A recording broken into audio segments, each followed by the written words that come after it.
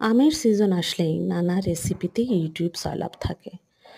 গত বছর যেদিকে দেখি খালি আমের আইসক্রিমের রেসিপি, তার আগের বছর আমের পুডিং, আর এবার আমের বোবা পাল ড্রিঙ্ক। এই সয়লাপে পড়ে আমরাও বানালাম, বাট অনেস্টলি স্পিকিং আমাদের এই ম্যাঙ্গো বোবা পাল ড্রিঙ্ক খুব একটা ভালো লাগেনি। এবার হয়তো অনেকেই বলবেন আমরা বানাতেই পারিনি ঠিক মতো। তা না রে ভাই বোন, যে এটা বানাইছে সে আমাদের মাঝে পাকা রাঁধুনি।